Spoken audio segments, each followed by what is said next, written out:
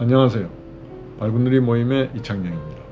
오늘은 학계 출산율에 대해서 한번 좀 더 자세히 생각해 보겠습니다. 왜냐하면 많은 사람들이 학계 출산율의 의미를 쉽게 이해하지 못하고 있는 것 같습니다. 그래서 오늘은 한번 거기에 대해서 좀 쉽게 이해할 수 있는 방법을 얘기해 보도록 하겠습니다. 만약에 여성과 남성이 각각 100명이 있고 학계 출산율이 2.0명이다. 그리고 낳는 애들의 성비가 남자 여자 똑같다고 그러면은 그 100명의 여성들이 남자아이를 100명, 여자아이를 100명 이렇게 낳게 되겠죠. 그러니까 만약에 그런 게 계속 유지된다면 인구가 줄어들지 않고 유지가 되겠죠. 그래서 그냥 생각하면은 학계 출산율이 2.0명이 될 때가 인구가 유지될 것 같지만은 사실은 여성 100명이 나가지고 다 아이를 낳을 때까지 또 생존하지 않을 수도 있기 때문에 학계 출산율 2.1명이 인구가 유지되는 대체 출산율이라고 그럽니다. 이거는 선진국의 경우에 그렇고 후진국의 경우에는 대체 출산율이 2.1명보다 더 크다고 합니다. 어쨌든 그래서 인구가 유지되는 대체 출산율은 2.1명인데 그렇게 하면 이제 계산이 복잡해지니까 여기서는 아까 처음에 생각했던 대로 학계 출산율 2.0명을 이제 인구가 유지되는 선으로 보도록 하겠습니다. 자, 그러면은 학계 출산율이 1.0명이 될 때는 무슨 일이 벌어지느냐? 아까처럼 부모 세대에 여자와 남자가 각각 100명이 있었다고 합시다. 100명의 여성들이 100명의 아이를 낳는 게 되겠죠. 그런 경우에 남녀 성비가 같다고 그러면은 남자아이, 여자아이 각각 50명씩 낳게 되겠죠. 자, 그는 이제 그렇게 나서 태어난 아이들이 성장해서 다시 또 학계 출산율 1.0명이 계속 유지가 된다고 그러면은 그 다음에는 이제 여자들이 이제 커서 아이를 이제 50명을 다시 낳게 되겠죠. 그럼 어떻게 되겠습니까? 똑같이 남자아이, 여자아이 성비가 같다고 그러면은 이제 50명이 25명씩 되겠죠. 그래서 두 번째 세대에서는 남자아이 25명, 여자아이 25명이 되겠죠. 다시 말하면은 두 세대를 거치면은 태어나는 아이의 숫자가 4분의 1로 줄어들게 되는 것입니다. 그러니까 우리가 인구가 유지되는 대체 출산율이 2.0명이라 이렇게 대략적으로 생각을 하더라도 학계 출산율 1.0명인 경우에는 한 세대 뒤에는 그 출생아 수가 절반, 두 세대 뒤에는 출생아 수가 4분의 1로 줄어들게 됩니다. 세 세대가 지나면 어떻게 되겠습니까? 다시 또 2분의 1을 곱해주니까 8분의 1이 되는 거죠. 그래서 간단히 얘기하면은 우리가 인구가 유지되는 학계 출산율이 2.1명인데 2.0명으로 생각을 하더라도 학계 출산율이 1.0명인 경우에는 세 세대 뒤에는 태어나는 아이의 숫자가 그 첫 세대의 8분의 1에 불과하게 된다. 이렇게 되는 거죠. 자, 그러면 세 세대라는 게 얼마나 긴 시간이냐? 보통 여성들이 아이를 30대가 될 때까지 낳는다고 생각하면은 보통 한 30년 뭐 이렇게 잡으면 되겠죠. 30년, 35년. 그러니까 길게 잡아야 세 세대라고 그래봐야 100년이 될까 말까 합니다. 그러니까 100년 동안에 아이들의 숫자가 8분의 1로 줄어들 수 있다는 얘기입니다. 이거는 지금 학계 출산율 1.0명이 유지된다는 가정하에 대략 계산했을 때 그렇다는 겁니다. 그러면은 그 나라가 유지가 될 수 있을까요? 모든 예를 들자면 학교라든가 병원이라든가 그 아이들의 숫자에 맞춰서 사람들 숫자에 맞춰서 세워져 있던 그런 모든 사회 체계가 적응할 시간을 갖지 못하고 무너지게 되겠죠.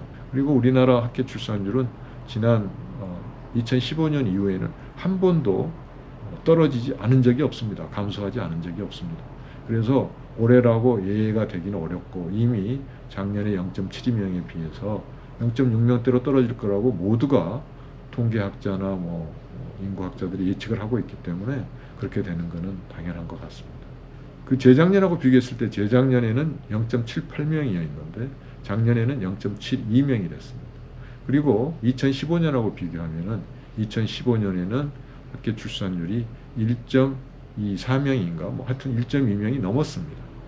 자, 그런데 작년에 2023년에 0.72명으로 0.5명 이상이 8년 동안에 줄어든 거죠. 그러니까 대략 1년에 0.05명 이상이 줄어들었다는 얘기입니다. 그래서 앞으로 이런 추세가 계속된다면은 지금 5년 후에는 학교 출산율이 0.5명 이하로 떨어지겠죠.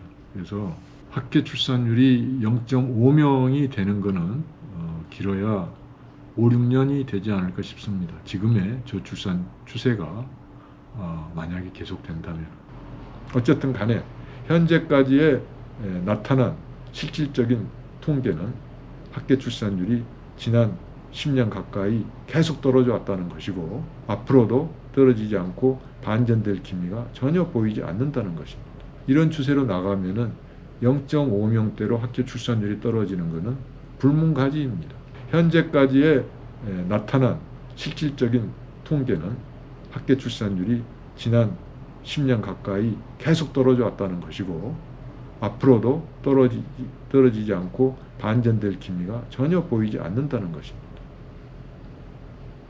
지금 전 세계적으로 아무리 선진국에서도 학교 출산율 1.0명 이하인 나라는 거의 없습니다.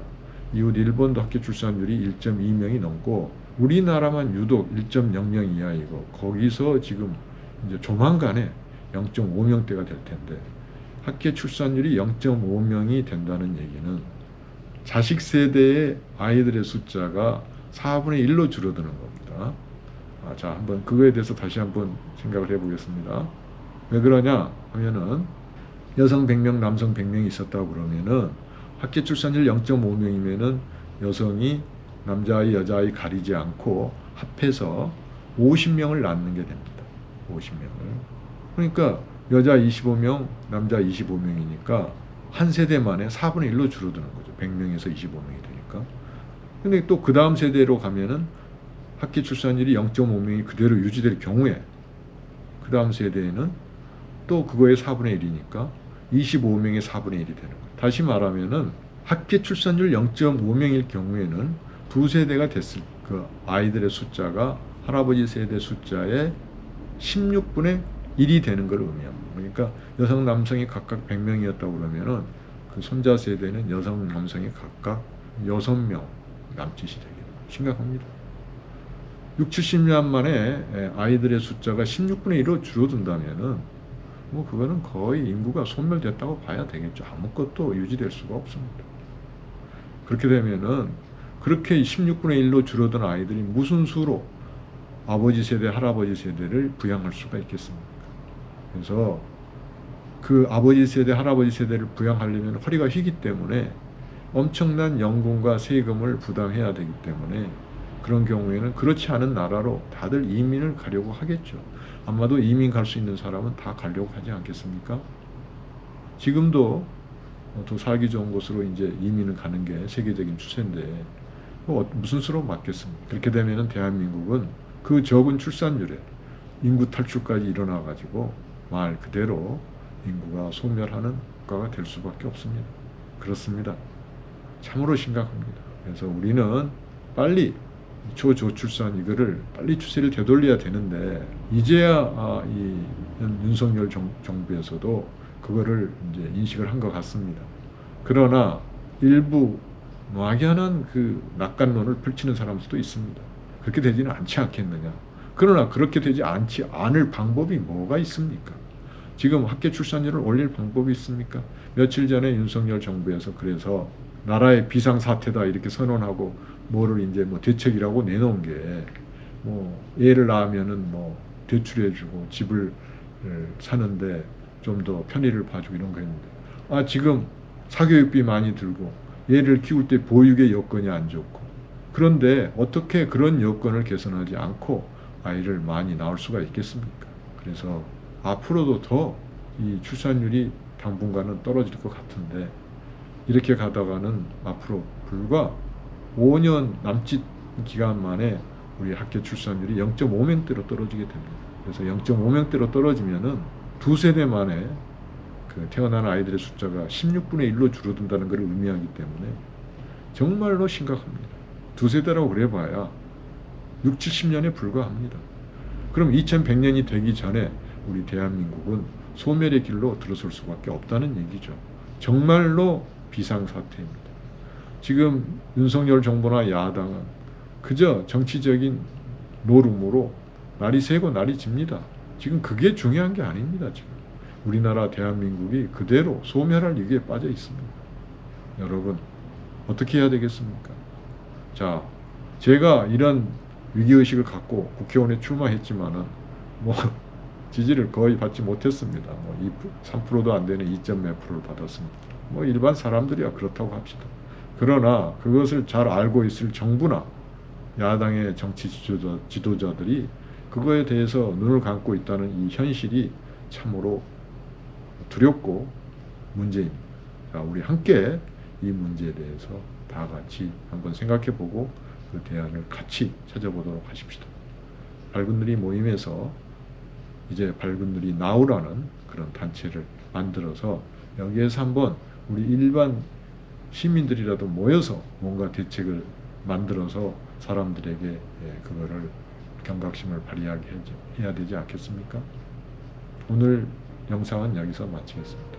고맙습니다.